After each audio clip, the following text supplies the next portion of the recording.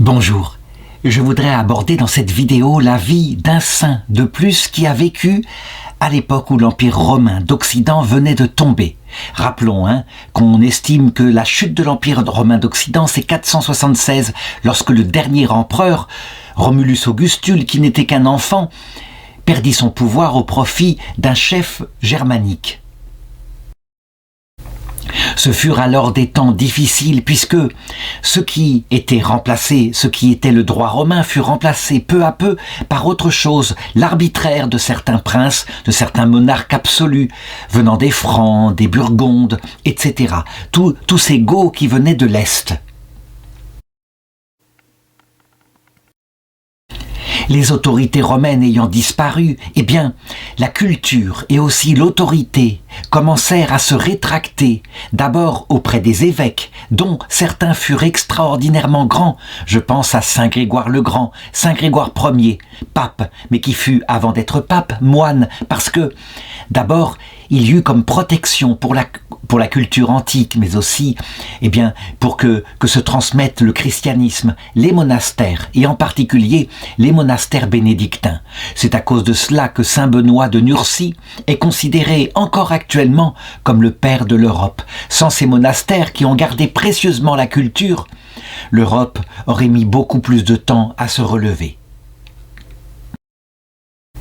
Je voudrais donc raconter ce que je connais, et c'est très peu de choses, de la vie de saint Éleuthère, un père abbé bénédictin, dans une abbaye qui se situait un peu au nord de Rome, et qui fut, en quelque sorte, le père spirituel de saint Grégoire le Grand, pape. Tout ce que nous savons sur saint Éleuthère est raconté par saint Grégoire le Grand, mais on voit bien qu'il a été profondément marqué par ce moine. Il l'a connu uniquement dans sa jeunesse et pendant quelque temps, et cependant, il a constaté en lui une telle humilité que, par la suite, il en a parlé, il a raconté ce qu'il avait vu. Et donc, pour bien comprendre à quel point il a été marqué, il faut que je rappelle d'abord les circonstances de la vie de saint Grégoire le Grand. Il est né à Rome vers 540 après Jésus-Christ. À cette époque-là, saint Éleuthère, qu'il ne connaissait pas, était donc déjà une personne âgée. Rome n'était donc plus la capitale de l'Empire romain d'Occident, mais du côté de l'Orient, du côté de Constantinople, on n'avait pas totalement renoncé à reconquérir cette partie de l'Empire. En tout cas, il y eut à Rome, à cette époque-là, donc un siècle pratiquement après la chute de l'Empire romain, un peu moins d'un siècle, il y eut un renouveau culturel avec ce qu'on appelle la pragmatica sanctio, c'est-à-dire que les jeunes, on les faisait subir lorsqu'ils étaient de familles nobles, un enseignement qui était assez profond avec l'étude de la grammaire, apprendre à lire, apprendre à écrire, l'étude de la dialectique, apprendre à penser, et l'étude de la rhétorique, apprendre à parler. Devenu jeune adulte, Grégoire, celui qui deviendra Grégoire le Grand, il devient un notable de la ville. Il est même nommé en 572 préfet de la ville de Rome, ce qui montre que c'est dans une carrière civile qu'il se dirige en premier lieu, ce qui montre aussi que probablement il a fait du droit. Mais, comme je l'ai dit, à cette époque-là, quand on fait une carrière civile, on fait aussi, en tout cas on est très proche d'une carrière ecclésiastique à cause de l'Église qui a une grande puissance, à cause des grandes figures d'évêques qui ont régné à cette époque-là. Je pense à saint Ambroise de Milan, un petit peu avant, mais tout de même, c'est un modèle. Et donc, en 574, alors qu'il s'occupe de théologie, qu'il est de plus en plus proche des soucis de l'Église de définir la foi, il décide d'aller plus loin. Il a 34 ans et il décide de se consacrer radicalement à Dieu en allant dans un monastère dédié à saint André. Il transforme même la maison familiale sur le mont Célius et il adopte comme style de vie la vie monastique. Cependant, évidemment, comme il est sans expérience monastique, il lui faut aller auprès d'un monastère et c'est là qu'il va aller, près du monastère dont saint Éleuthère est l'abbé. de l'abbé de ce monastère, nous ne savons rien de la date de naissance, sauf que nous connaissons sa date de mort. Il lui reste 15 ans à passer sur la terre, ce qui peut laisser penser que c'est déjà une personne âgée, une personne mûre, et qu'il va avoir, à cause de sa maturité, une grande influence sur Saint Grégoire. Ce que Saint Grégoire note dans ses livres, c'est sa grande simplicité de cœur. Il s'attendait à voir tout de même un notable de l'Église être père abbé d'un couvent bénédictin à cette époque-là, en 574, c'est être véritablement une sorte de prince de l'Église. Eh bien non, c'est un homme simple qui l'accueille comme ça et qui reconnaît qu'il est beaucoup moins cultivé que lui. Ce qu'il remarque aussi en lui, c'est sa grande componction, c'est-à-dire sa grande tendresse. Quand il pense à la croix du Christ, ça lui arrache des larmes, et lorsqu'il pense à la misère de ses frères qui sont sur la terre, de la même façon, il est dans une compassion totale. Il faut dire que certains qui sont des intellectuels de Rome pourraient mépriser ainsi un père abbé, qui est un homme si simple, beaucoup moins cultivé qu'eux. Eh bien lui, loin de se laisser aller à ce mépris, va se mettre à l'admirer, et avec raison, parce qu'il raconte quelques anecdotes que je voudrais raconter ici. Il en a été témoin, mais je crois qu'elle manifeste à quel point l'humilité avait une grande place chez ce père abbé, chez saint Éleuthère. En effet, il y avait dans le secteur des religieuses, sans doute des bénédictines aussi, qui avaient pris l'habitude d'accueillir des enfants. Et parmi les enfants qu'elles élevaient, il y en avait un petit garçon, qui se montrait particulièrement difficile. Et donc, au bout d'un certain temps, les religieuses ne s'en sortant plus, eh bien, elles supplièrent saint Éleuthère de prendre dans son monastère ce petit garçon, et elles prétendaient, ces religieuses, qu'il était possédé du démon. Et elles avaient beaucoup de choses à raconter sur les bêtises qu'il faisait, des bêtises incroyables qui ne leur paraissaient pas simplement naturelles. Saint Éleuthère était là et il pensait à l'intérieur de lui que ces bonnes filles exagéraient sans doute, que peut-être l'enfant était difficile parce qu'il n'avait pas reçu assez d'autorité, et donc il accepta de recevoir cet enfant, comme c'était d'ailleurs souvent le cas dans les monastères bénédictins. On élevait des petits garçons pour les moines, des petites filles pour les moniales. Il prit le garçon chez lui et très vite il se rendit compte qu'en réalité son caractère était tout à fait normal, il suffisait de savoir le prendre, ce qui fait qu'un jour il lassa la réflexion et saint Grégoire en fut témoin.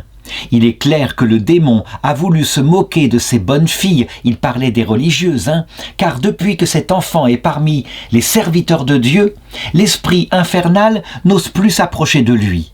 En tout cas, ce qu'on peut dire, c'est qu'il discernait que probablement cet enfant avait besoin de l'autorité d'un père, que ça n'allait pas beaucoup plus loin, et que les causes de son mauvais comportement n'avaient rien à voir avec le démon, mais étaient tout à fait naturelles. Le père abbé, donc saint Éleuthère, pensait avoir fait un discernement des esprits, quelque chose de sûr, quelque chose de radical, et je dirais, il ne voyait pas le démon partout. Jusqu'à ce qu'au bout d'un certain temps, l'enfant se remette à tourner mal, mais avec des phénomènes paranormaux, des choses incroyables, qui ne pouvaient pas, pour le coup, s'expliquer simplement par la nature. Saint Éleuthère, constatant la chose, et constatant que probablement il avait discerné trop vite, il avait été vaniteux, il n'avait pas été assez prudent, il se repentit, et il disait à ses frères: « Pas un de nous ne touchera un morceau de pain avant que nous ayons prié pour que Dieu vienne nous aider et que cet enfant soit délivré du démon. » Et donc, il se mit, reconnaissant ses torts, devant les religieuses elles-mêmes, à pratiquer sur l'enfant le grand exorcisme, tandis que les frères et saint Grégoire lui-même se mettaient à jeûner pour l'accompagner dans sa prière. Et ils jeûnèrent jusqu'à ce que Dieu les ait exaucés et que le démon se soit séparé définitivement de l'âme de cet enfant. Je voudrais véritablement insister sur cette anecdote qui touche le discernement des esprits.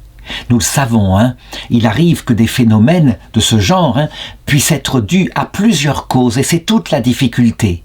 Par exemple, un enfant capricieux, c'est vrai, parfois, cela vient d'une mauvaise éducation à la base, d'un manque d'autorité lorsqu'il était petit, ou alors, au contraire, d'un excès d'autorité, ou encore d'un manque d'amour, ou d'un excès d'amour de tendresse. Bref, un enfant petit a besoin de certaines choses. Mais ce n'est pas la seule cause. Il peut y avoir d'autres causes. Parfois, cela vient de véritablement une prédisposition génétique sans rapport avec l'éducation. Et les parents qui ont élevé des enfants le savent.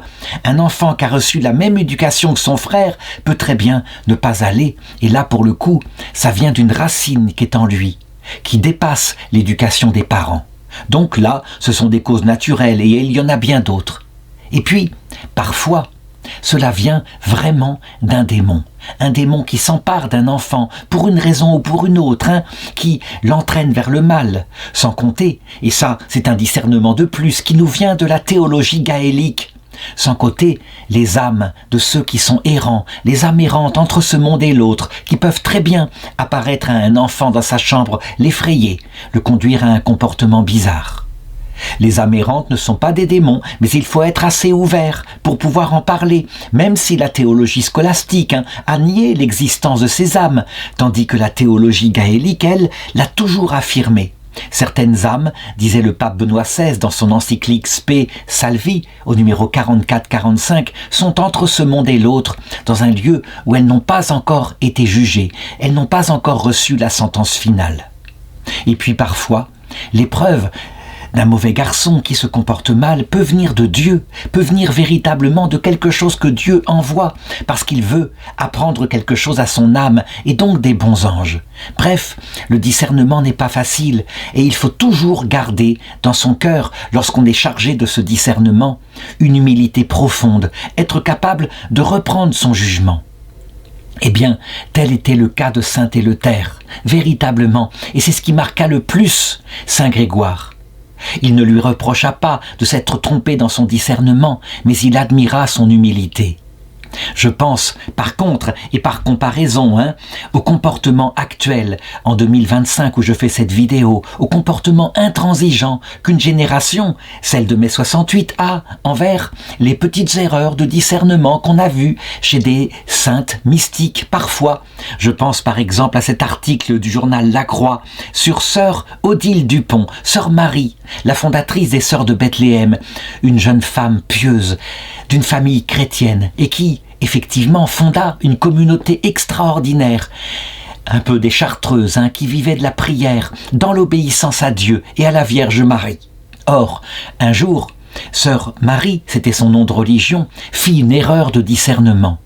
Une sœur qui allait mal, qui faisait de la dépression, qui maigrissait à vue d'œil, eh bien, elle crut discerner que l'épreuve qui la frappait était ce qu'on appelle une nuit de l'esprit. Ça veut dire que Dieu se cachait à son âme pour lui apprendre des choses.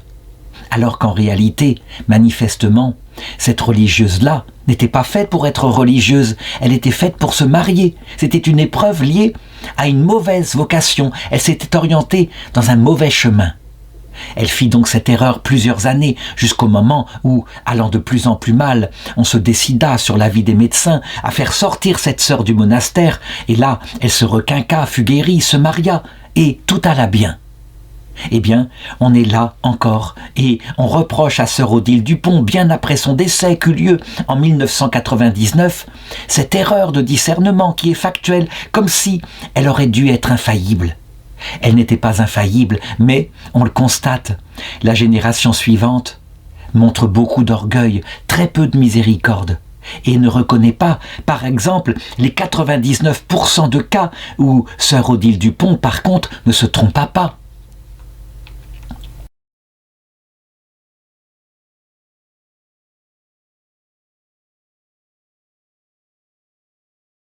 Ainsi en est-il, génération après génération, et saint Grégoire le Grand, loin de condamner saint Éleuthère, lui constatait que tous, sans exception, génération après génération, nous pouvons faire des erreurs, et que probablement, le journal La Croix et ceux qui condamnent sœur Odile Dupont, peut-être viendra un jour une génération qui se frappera la poitrine en disant « Comment avons-nous pu juger quelqu'un qui était mort, qui ne pouvait pas se défendre ? Comment avons-nous pu salir sa réputation ?» et oublier tout le bien que la personne avait fait. Saint Grégoire le Grand, pour sa part, se souvint à jamais de qui était saint Éleuthère et toute sa vie, tout en gardant l'immense culture qu'il avait acquise en lisant les pères de l'Église, en grec, en latin, saint Jean Chrysostome et d'autres qui, eux non plus, n'étaient pas infaillibles. Il devint l'un des 4 docteurs principaux de l'Église latine, avec saint Jérôme, saint Augustin, saint Jean Chrysostome et lui-même, saint Grégoire le Grand.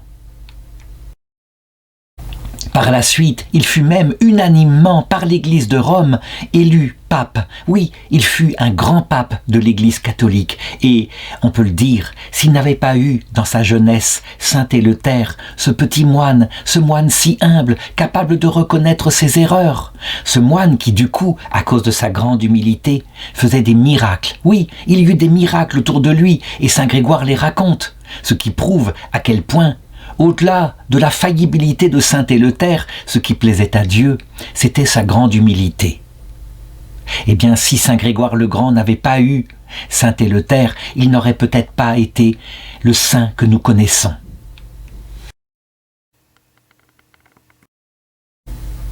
Et saint Grégoire raconte une autre anecdote, une autre qui montre aussi la grande miséricorde, la grande patience. Il faut savoir que saint Éleuthère engageait ses moines à pratiquer beaucoup d'ascèse. Il fallait, disait-il, se méfier de soi-même, et si on ne tenait pas son corps dans un dur esclavage, bientôt on s'endormirait dans une vie confortable, dans la vie monastique, qui, effectivement, n'était pas aussi dure que celle des gens qui travaillaient la terre. Or, il y avait parmi ces moines ce jeune Grégoire qui était là et qui souffrait terriblement de maux d'estomac, qui ne pouvait pas supporter le jeûne. Voilà ce que raconte saint Grégoire. Un jour, étant dans son abbaye, je souffrais tellement d'un mal d'estomac que je me croyais sur le point de mourir.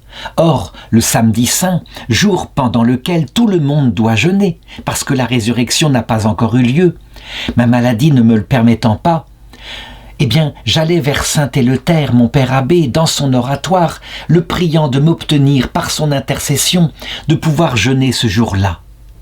Alors, le père abbé me dit aussitôt, en prière, se mit aussitôt en prière, et lorsqu'il m'eut donné sa bénédiction, je sentis que mon mal et mon appétit avaient disparu, que mes forces me permettaient de prolonger mon abstinence jusqu'au lendemain, le jour de Pâques.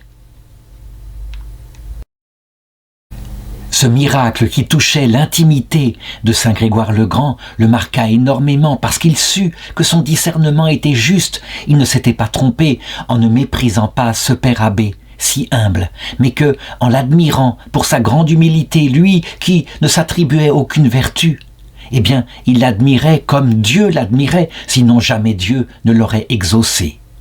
Alors, lorsqu'il devint âgé, saint Éleuthère fut invité par saint Grégoire le Grand de venir habiter une des abbayes que, avec sa grande fortune, il avait fondée dans Rome. Il avait fondé plusieurs abbayes, une dizaine d'abbayes bénédictines, et il y présida. Et c'est là qu'il mourut. Et ses disciples disaient, après sa mort, qu'il avait même ressuscité un mort.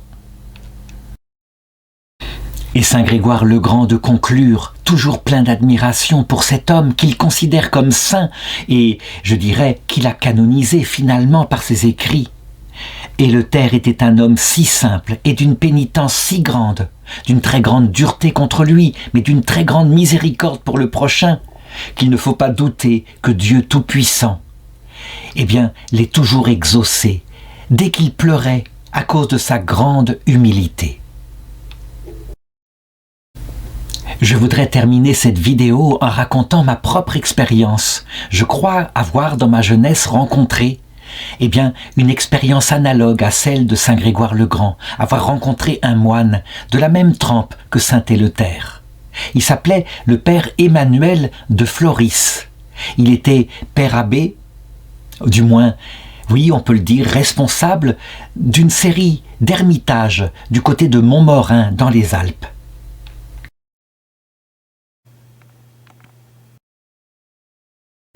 Et je me rappelle, c'était analogue, il était si simple, si plein d'humour. Il nous recevait par petits groupes, nous qui étions éventuellement des candidats peut-être à la vie monastique, et il nous enseignait tout ce qu'il avait fait. Et je me rappelle que moi, ayant 18 ans, j'admirais beaucoup le père Emmanuel, et un jour je lui demandais: comment se fait-il, mon père, que vous n'êtes pas resté dans votre abbaye bénédictine à Ancalcat, dans le sud de la France? Pourquoi vous êtes-vous fait ermite? Est-ce pour chercher davantage Dieu? Et il me répondait avec un petit rire, un rire cristallin: non, non, non, c'était pour fuir mon frère, qui était devenu le père abbé d'Ancalcat et que je ne supportais plus. Et donc j'ai demandé la permission de me faire ermite. Il reconnaissait donc ses travers. Il les reconnaissait tellement d'ailleurs que un des frères des religieux qui était avec nous, un ancien officier de marine, extrêmement brillant, un bel homme magnifique, était là, et avait tendance à le mépriser en disant: ce père Emmanuel, vraiment, il n'est pas au niveau par rapport à l'enseignement que nous devrions recevoir. Le père Emmanuel, apprenant ainsi qu'il avait été méprisé par ce frère, se mit très fort en colère en disant: ah, puisque c'est comme cela, je ne donnerai plus mes enseignements. Et il faut dire que ces enseignements, à nous, qui étions simples petits frères, nous plaisaient énormément. Il nous racontait ces histoires avec des âmes errantes, des fantômes qui étaient venus, et les gens du village en bas dans la vallée qui l'avaient appelé pour qu'il puisse délivrer des maisons. Et lui, simplement, il les croyait, il discernait, puis il faisait 3 messes basses pour les morts, un peu à l'image du curé de Cucugnan dans les lettres de Montmoulin. En tout cas, nous le croyions et nous avions protesté pour obtenir ses enseignements. Et nous étions intimement persuadés que sa simplicité, son humilité étaient le vrai modèle de la sainteté. De la même façon que saint Grégoire le Grand fut confirmé, de la même façon le Seigneur nous confirma que c'était dans cette simplicité que se trouvait la vraie sainteté et nulle part ailleurs. 1 an avant sa mort, et je l'avais perdu de vue depuis longtemps, mais j'entendis parler de la chose. 1 an avant sa mort, il annonça à ses frères que le 19 mars de l'année suivante, il allait mourir et que le Seigneur l'emporterait vers son paradis. L'année suivante, le 19 mars, les frères le voyaient qui était là, bon pied, bon oeil, en bonne santé. Et donc, un peu comme on le voit dans une publicité où un Indien, de la même façon, a annoncé à ses frères qu'il mourrait tel jour. Il va sur la montagne pour mourir tel jour, et puis la mort ne vient pas. Et donc, penaud, il descend dans la vallée, tandis que ses frères se moquent gentiment de lui. Les frères avaient organisé une fête, comme ça, un bon repas. Et puis, le soir, alors que la fête était terminée, on le trouva mort, simplement mort, comme cela. Il était parti, son cœur s'était arrêté.